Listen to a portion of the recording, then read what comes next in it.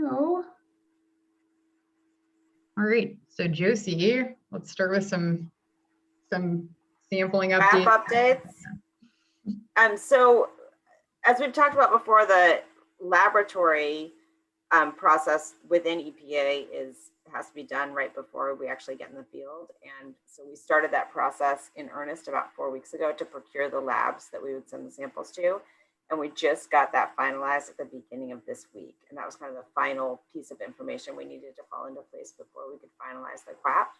So that QAP is over at CDM for their final review right now. And I'm expecting to receive it tomorrow for my review and signature. And it needs to go to our lab folks as well, since they're very involved in running those samples. And so we're expecting to have the final QAP that we'll be operating off of next week, ready to go by Friday. And at that point, we'll put it through our own records process. And once it gets through that, then it will be readily available to everyone. And it will include the SOPs. And yeah, so it should look very similar to what you guys saw, but we've tightened up some of the information in there and added some, we already talked about all the changes. So that is coming. Yeah, and I'll be trying to get it, through as quickly as possible, just so we can share it out with all of you in the working group.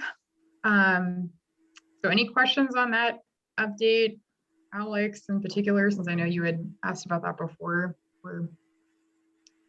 Okay, thanks. Great thumbs up. All right, moving on. The other update we have is on the timeline. So we're still starting August 23rd with our coring. It's on track. We've finalized our incremental sampling of the beach is going to happen for sure the 15th and 16th of September. And if need be, we'll stay out and finish it up on the 17th. The Riverbank sampling, that's been kind of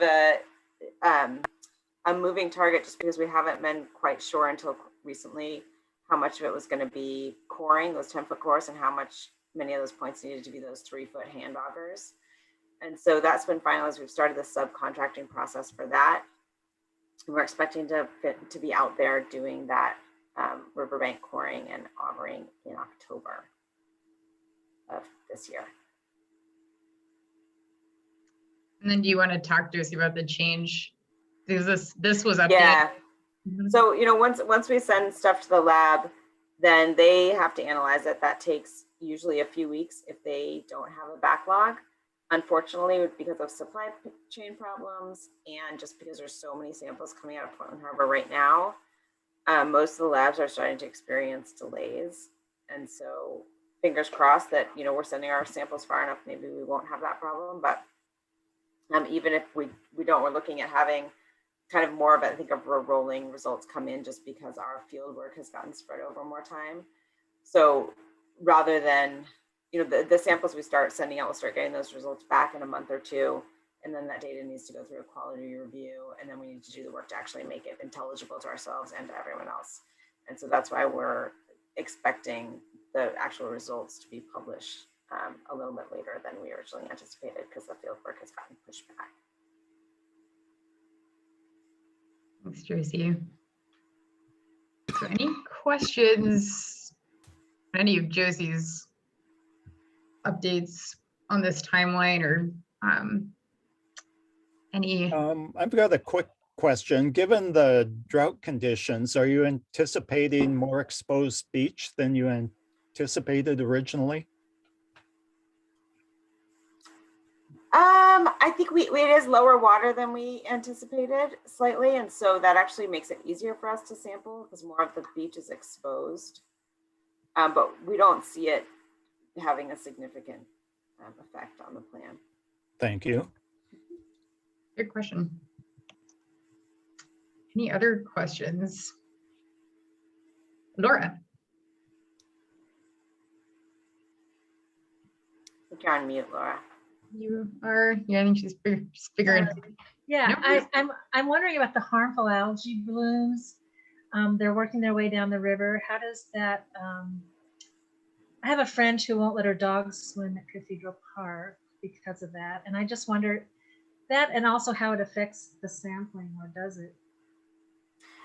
Since we're sampling for the chemical components in the sediment and in the beach material, and so the algal blooms won't affect what we're looking for. Okay. Do you think it's safe to go in the water there? Just quickly? Because of the HAB? Definitely not qualified to weigh in on algal blooms. Does anyone else want to weigh in on that here? I think that's probably, I'm trying to think, would it be the, I'm trying to think how it works here. Sorry, Josie, what?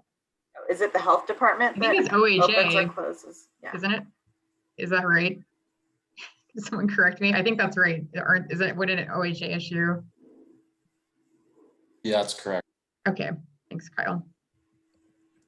So Laura, we could talk, if you want, Dave, for, we could connect with him, or just to kind of let me know if you'd like to connect about that, or I think you've worked with them before, so you know them. You want to reach out to them and ask too, but let me know. And thanks for confirming that, Kyle. Any other questions? Great questions. Can you give us an update on where the city of Portland is at in terms of coming in for an agreement with the EPA and whether there's any move toward enforcement there? I've got no update for you, Bob. And Caleb usually attends these meetings, Bob, but he's out today on leave. So, but that's what I know too. So. Thank you, appreciate it. Any other questions before we cover the educational activity piece? Okay. All right, Annie, if you want to stop recording, please, and then we'll move into the educational activity piece. Thank you. And I just want to say welcome to Barbara and Matt. I know you joined